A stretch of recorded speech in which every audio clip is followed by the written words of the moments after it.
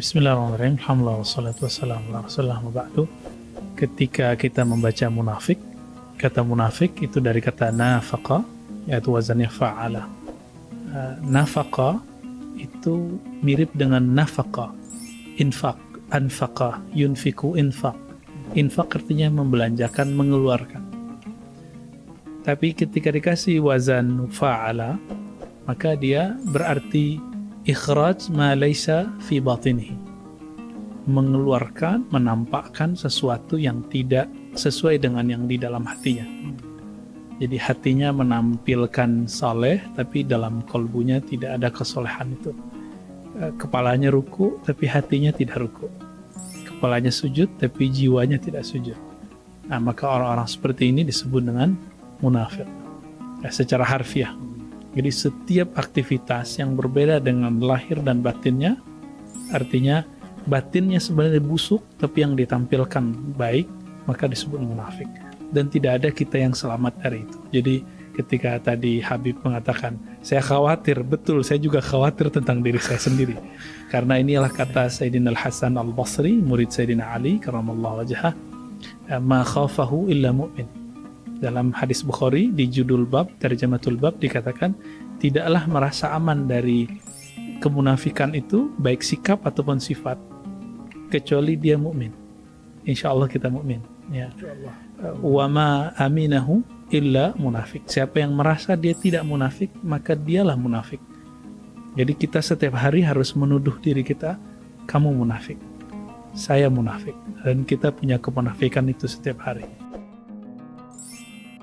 Yang paling indah kalau kita baca itu dengan asbabun nuzul, asbabul wurud, karena hadis itu pasti ada kronologisnya. Jadi kata Ubay bin Ka'ab radhiyallahu ta'ala anhu, ketika kami sholat subuh, lalu selesai sholat, Nabi SAW mengabsen. Hal syahida fulan? Hal sholat fulan? Apakah si fulan hadir? Apakah si fulan hadir? Lalu sahabat mengatakan, Syanu hadir, Syanu tidak hadir. Ya. Kemudian Nabi SAW mengatakan, Inna asqalas salah, ya, sesungguhnya sholat yang paling asqal artinya berat, asyad, ya, alal munafiqin, terhadap orang munafik, dua, al-isya wal fajar, isya dan fajar. Tapi tidak disebutkan di situ kenapa. Lalu Imam Ibn Hajar dalam syarahnya mengatakan, karena waktu malam dan subuh itu, kalau isya adalah waktu raha, sedangkan subuh adalah waktu lazzatun naum. Jadi kita rehat, kita santai di rumah, itu yang kita suka. Sedangkan subuh itu waktu lezatnya tidur. Lalu ada yang kedua, kata beliau, isya dan subuh ini adalah waktu seorang mukmin membuka rahasia-rahasia tentang dirinya, tentang agamanya, ya, tentang jiwanya. Yafuzu bihil mu'min, yang seorang mukmin mendapatkan keuntungan rohani di sana. Nah, sedangkan mereka tidak mengolah rohaninya di saat-saat itu. Jadi pembeda abadi antara seorang mukmin dengan munafik itu dilihat dari lailnya, malamnya ngapain, awal malam sama ujung malam. Hadis yang tadi itu berbicara tentang taksimul munafikin, sebenarnya pembagian munafik. Jadi munafik itu terbagi dua. Kalau di Quran setiap kali ada ancaman bagi orang munafik, ya, wabashiril munafiqin, beri kabar ke orang munafik bahwa mereka dapat azab yang pedih, gitu ya. Itu adalah munafik yang kubra. Jadi ada nifak yang kabir, yang besar, ada nifak yang saghir. Nifak yang kabir itu yang memenuhi 4 pencirian yang Nabi katakan, ayatul munafik arba'ah, ya, atau arba'. Ciri-ciri orang munafik ada 4. Itu kita sudah hafal dari kecil, ya, berkalam bohong, berjanji suka ingkar, diberi amanah khianat, jika bermusuh-musuhan dia berdendam kusumat. Di hadis lain 3, dan di Bukhari itu dikatakan, siapa yang mempunyai salah satu karakter itu berarti ada munafik kecil dalam dirinya. Kira-kira begitu kalau kita terjemahkan secara bebas.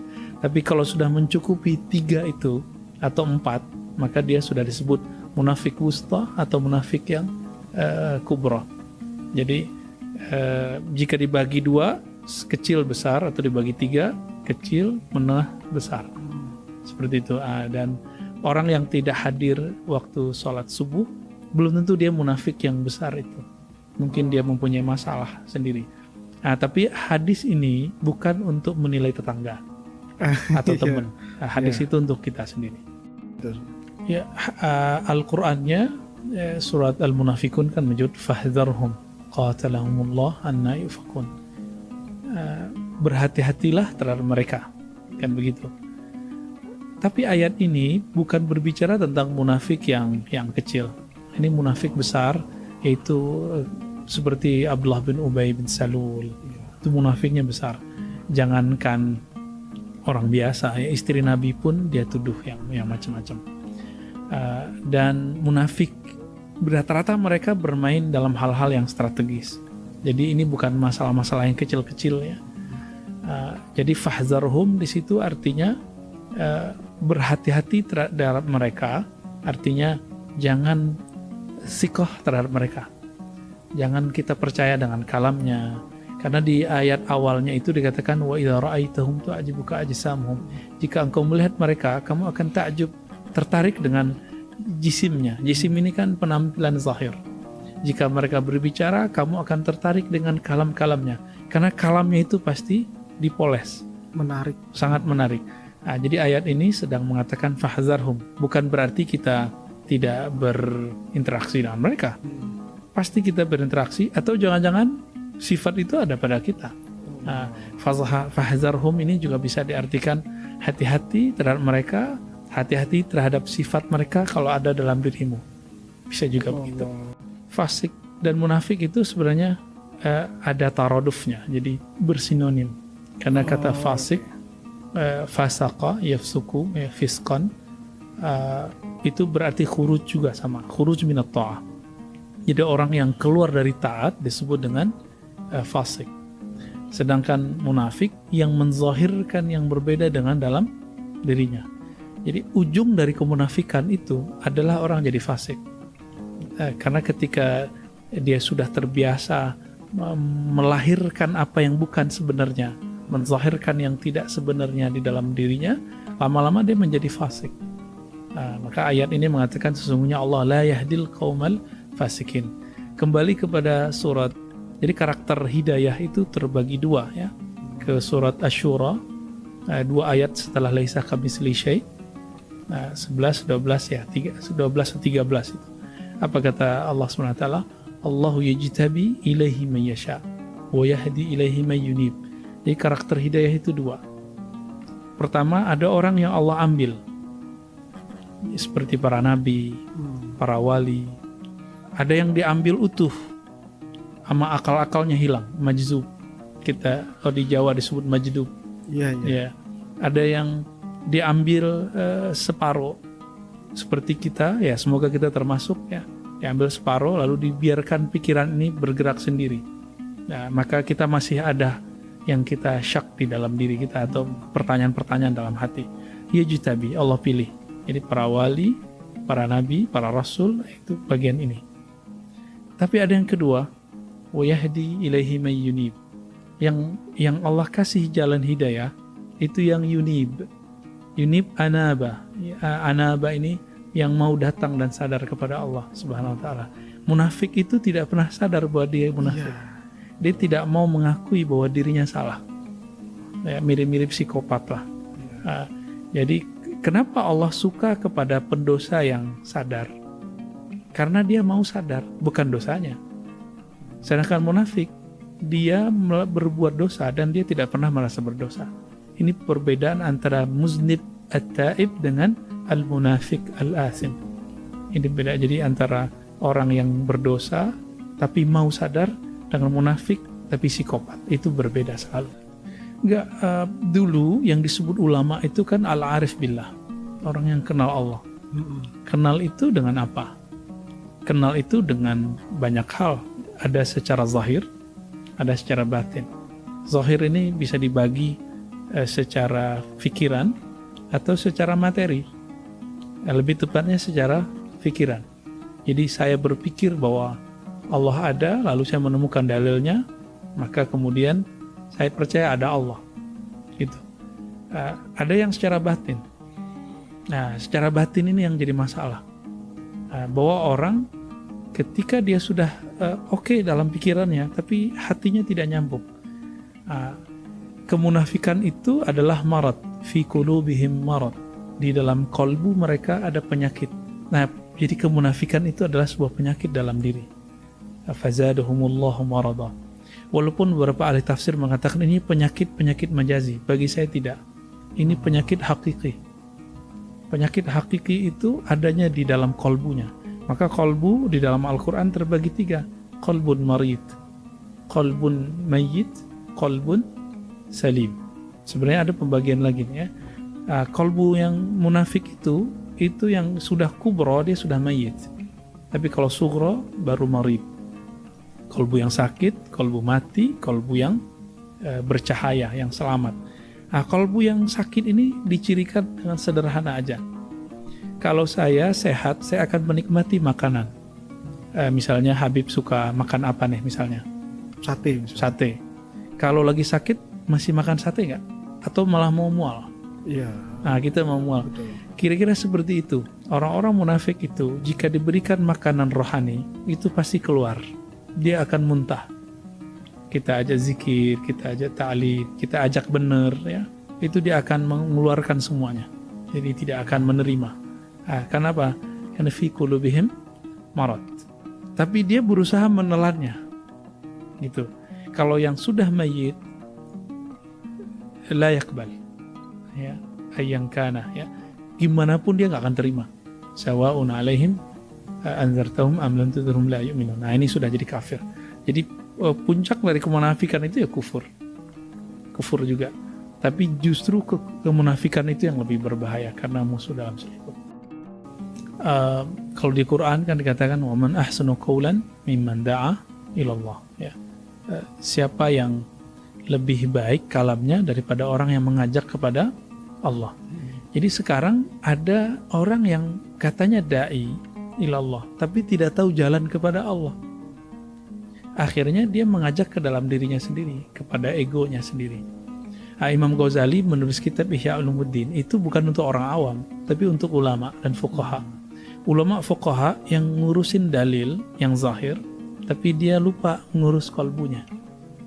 Seperti kita-kita inilah ya, ngaji kitab segala macam, berceramah, tapi kita lupa menceramahi diri sendiri. Kita ngaji kitab yang tertulis, tapi kita lupa mengkaji kitab yang ada dalam diri kita sendiri. Wa fi anfusikum afala tubsirun. Maka Imam Ghazali memberikan 4 jilid Ihya Ulumuddin. Sebenarnya yang paling inti adalah jilid ketiga dan keempat. Jadi jika kita lihat karya Imam Ghazali ini, terbukti bahwa orang alim bisa munafik. Ya, cuma penciriannya belum tentu ketika dia ngajak orang berpecah. Ya, berpecah ini kan bisa karena pemikiran mazhab, bisa karena politik, bisa karena emang hatinya busuk. Nah, yang ketiga ini baru munafik. Kalau cuma karena perbedaan pergerakan politik, itu kita sudah mafhum. Sayyidina Ali beda dengan Sayyidina Muawiyah. Sayyidina Ali beda dengan Sayyidatina Aisyah. Jadi para sahabat pun beda. Sayyidina Umar itu berbeda dengan orang-orang Ansar. Jadi ikhtilaf siyasi. Perbedaan politik bukan berarti perpecahan umat. Tapi perbedaan iman baru berbeda. Orang-orang seperti ini yang kita jangankan orang munafik, orang yang soleh saja ketika membantu seseorang belum tentu niatnya tulus membantu orang. Bisa jadi ingin memperkaya dirinya sendiri, apalagi munafik. Bedanya munafik la yufarriq bainal halal wal haram, ya. Dia tidak lihat halal haram. Ya. Kalaupun dia mau mendekat kita itu karena dia ingin memperbesar bagiannya. Di masa Nabi SAW, ketika Ubay bin Ka'ab dan para sahabat lain yang menceritakan tentang ada beberapa sahabat yang tidak ikut berperang, ya, misalnya Al-Ashja'i, ya, ada beberapa lah. Sahabat-sahabat ini ketika tidak ikut perang, mereka tidak membuat alasan dan juga tidak minta jatah dari hasil ghanimah. Ya, ada sekitar 50-an munafik. Jadi orang munafik tidak disebut sahabat. Ini perbedaan istilah kita dengan kelompok yang benci dengan sahabat ya. Mereka menyebut sahabat itu munafik. Nah, kita Ahlus Sunnah tidak pernah menyebut munafik itu sahabat. Jadi tidak boleh ada kalimat inda sahabah munafikun. Di kalangan sahabat ada munafik. Nah, ini diksinya salah. Berarti tidak paham ilmu akidah dan ilmu hadis. Mereka di antara yang munafik ini datang kepada Nabi SAW membuat 1000 alasan kenapa tidak ikut perang, yaitu sakit dan segala macamnya. Supaya apa? Supaya dapat ghanimah, supaya dapat harta rampasan perang. Sedangkan ada 3 sahabat, dia tidak mau buat alasan. Mereka mengatakan, kami tidak ikut perang karena emang kami tidak ikut perang. Jadi tidak ada alasan. Nabi ajar mereka untuk membersihkan kolbunya selama 40 hari tidak disapa, dipisahkan dari istri. Apakah mereka berubah lillahi ta'ala atau tidak? Jadi ini salah satu terapi kalau mau membebaskan diri dari kemunafikan, yaitu bermujahadah selama 40 hari. Nah, ini dari hadis Imam Muslim. Wow, Masya Allah. Ya, tadi antum nanya gimana interaksi kita dengan mereka ya? Iya, interaksi. Secara zahir, karena setelah Huzaifah al-Yamani tidak boleh lagi kita mencap orang munafik secara mutlak, maka kita pakai ayat fahzarhum, cukup hati-hati. Ya, jadi tidak boleh ngecap. Siapa tahu besok dia menjadi orang soleh. Ya. Atau kita bisa jadi hari ini munafik, besok menjadi benar. Tapi kalau sudah munafik kubra, ini tidak akan pernah bisa benar. Ya, la yahdi, Allah tidak memberi. Ya. Jadi memang yang munafik kubro tadi itu bagaimana cara dia bertaubat gitu. Kalau misalnya memang dia nggak merasa, nggak bakal bisa tobat. Memang nggak bakal munafik bisa tobat. Tidak bisa tobat. Karena penyakitnya kalau dalam ilmu hadis dhaifnya sudah jiddan. Dhaifnya jadi dhaif biasa bisa naik jadi hasan, bahkan jadi sahih. Sedangkan mereka ini dhaifnya sudah jiddan, sudah parah.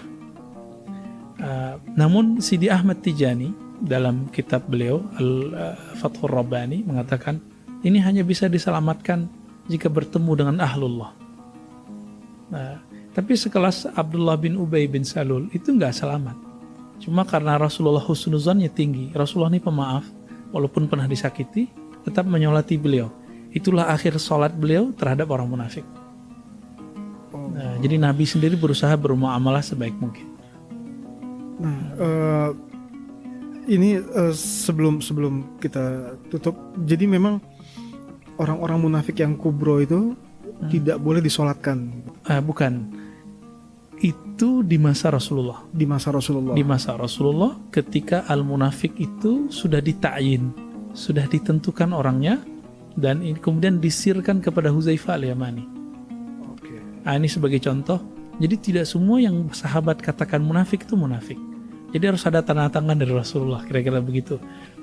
Sebagai contoh ada hadis Itban bin Malik yang meminta Nabi sholat di rumahnya karena ada suatu uzur, karena jaraknya jauh ya. Itban bin Malik kemudian menghidangkan makan, lalu kemudian beliau sahabat Nabi dan Abu Bakar lain-lainnya ikut makan bersama Rasulullah. Lalu Nabi bertanya mengenai Malik ibn Dukhshun. Ya. Bagaimana kabar Malik ibn Dukhshun? Lalu para sahabat mengatakan, "Dzalika munafik." Gitu kata sahabat. Qala ba'duhum dzalika munafik. Itu wahai Rasulullah munafik. Lalu Rasulullah kemudian membersihkan namanya. Apa kata Nabi? Bukankah engkau melihat alam tarau annahu qala la ilaha illallah liwajhillah ya? Bukankah kamu melihat dia membaca la ilaha illallah karena mencari ridha Allah? Mereka kemudian bingung dan lalu mengatakan iya. Oh ternyata usut punya usut. Ibnu Dukhshud ini dia punya istri, salah satu istrinya adalah anak dari Abdullah bin Ubay. Tapi ternyata Ibnu Dukhshud ini sahabat yang Rasulullah sisipkan ke orang-orang munafik. Nah jadi ternyata, ini rahasia ya. Ketika orang munafik masuk ke orang mukmin, mereka kemudian ingin merusak dari dalam. Seorang Rasulullah itu dapat wahyu dari Allah untuk meletakkan seorang Ibnu Dukhshun untuk menghancurkan orang munafik dari dalam. Ini manajemen Rasulullah. Dan ini rahasianya cuma satu. Apa kata Nabi? Alam tara Alam tarau annahu qala la ilaha illallah ibtigha'an liwajhillah. Bukankah engkau melihat bahwa dia baca la ilaha illallah karena mencari ridha Allah? Karena dia ini mencari ridha Allah dengan la ilaha illallah, dimasukkan ke dalam kelompok orang munafik untuk menghancurkan di dalam. Ternyata tugasnya berat di zaman Rasulullah. Antum masih ingat ada kisah Masjid Dirar? Masih ingat? Ya. Masjid Dirar, siapa yang menghancurkannya? Malik bin Dukshan. Jadi beliau yang diajak ke sana, disuruh ke sana, cara diam-diam, lalu membakarnya dengan perintah Nabi Sallallahu Alaihi Wasallam. Jika tidak ada Ibn Dukshan, maka munafik akan tambah besar, tambah besar, tambah besar. Jadi kita tidak boleh ngecap di kelompok ini ada munafik, belum tentu orangnya, tapi pasti ada. Jadi misalnya kayak sekarang nih ada perseteruan antara umat Islam, kita nggak boleh mengatakan sana munafik, sana munafik. Kita cukup mengatakan mungkin ada munafik di sini dan di sana, di pergerakan yang putih-putih atau pergerakan yang hitam-hitam sama. Allah itu gampang sekali untuk merubah hati orang. Ya. Berarti dari kitanya mesti jaga kita yang benar-benar hatinya, jangan sampai menuduh, jangan sampai suzon. Betul. Gitu. Cuman kita hati-hati aja. Kita lebih berhati-hati, jangan sampai kitanya juga jadi orang yang munafik. Untuk diri kita, jadi ada proses tazkiyahnya. Ya. Karena dia adalah penyakit, obatnya cuma satu, la ilaha illallah. Nah, ambil ilmunya dari ahlinya, karena teknik membaca la ilaha illallah supaya bisa membakar sifat kemunafikan itu harus ditalkinkan. Seperti Sayyidina Ali karramallahu wajhah mendapat talkinkan itu dari Nabi. Abu Bakar, Umar mendapatkan talkin zikir dari Nabi. Nah, nanti talkin bimbingannya mereka bisa mengikis, membakar sifat-sifat kalau ada munafik dalam diri kita. Setiap kali kita terjebak, nanti kita sadar sendiri. Karena cahaya itu akan membimbing terus. Itu. Ya. Masya Allah. Subhanallah, itu resepnya. Nah, waktu di zaman Rasulullah dulu, seperti apa orang-orang munafik terhadap Rasulullah? Dan bagaimana Rasulullah menyikapi kepada mereka, sikap Rasul itu seperti apa kepada mereka? Orang munafik di zaman Nabi yang paling jelas disebut adalah yang tadi kita sebut, Abdullah bin Ubay bin Salul. Ya, Abdullah bin Ubay bin Salul ini karakternya itu, silakan antum baca surat Nur, bagaimana Abdullah bin Ubay bin Salul ini walaupun namanya Abdullah, tapi dia sebenarnya Abdul Syaitan, ya. Abdul Syuhrah, dia pengen mencari popularitas. Dia menyebarkan kabar palsu mengenai keluarga-keluarga Nabi. Dia memecah di antara umat Islam. Jadi Aisyah, istri Nabi, dia sebut fahisyah, pelaku keji. Kemudian ketika Nabi SAW membuat perjanjian politik dengan orang-orang Yahudi dan segala macamnya, itu yang merusak dia. Nah, jadi dia masuk selalu lewat jalur dalam, bawah tanah. Nah, ini yang dikatakan dalam kamus bahasa Arab, munafik itu sebutan untuk ular yang jalan di jalur bawah tanah, lalu keluar muncul tiba-tiba di ujung jalan. Nah, itu salah satu karakter munafik. Tiba-tiba dimuncul di seberang untuk menghancurkan kita. Nah, ini terjadi pada zaman Nabi. Nah, makanya muncul ayat, jangan pilih aulia kamu dari kalangan munafikin. Nah, aulia di situ artinya teman. Ya, teman berpolitik, teman dalam bertransaksi, teman dalam artian teman garib, ya, yang dekat. Kalau teman jauh itu lain cerita. Jadi zaman Nabi potret ini sangat jelas sekali, yang suka menyebar fitnah, menyebar tuhmah, ya, semua tuduhan-tuduhan palsu, lalu menghancurkan barisan umat Islam. Karakter mereka begitu, ya, antasyi'a al-fitnatu, ya, agar menyebarkan fitnah, kekacauan di kalangan orang Islam, orang-orang beriman. Nah, yang antum lihat hari ini, kan ulama kita sekarang mulai kacau, para habaib kita mulai kritik, mengkritik. Ya, sebenarnya bukan salah mereka, tapi ada orang yang menyusup di antara mereka. Nah, ini harus kita kejar ini orang. Ya, ini yang kita harus hajar mereka, ya, supaya kembali lagi kepada khitah yang sudah ada. Innamal mu'minuna ikhwah. Ya. Jadi dan untuk obat tadi buat kita itu la ilaha illallah, la ilaha illallah itu, ya, untuk mengikis rasa sifat munafik itu tadi, ya. Masya Allah, Alhamdulillah. Terima kasih banyak Ustaz Ar-Razi atas tausiahnya. Sekian, mohon maaf kalau ada kesalahan. Wabillahi taufiq wal hidayah. Wassalamualaikum warahmatullahi wabarakatuh.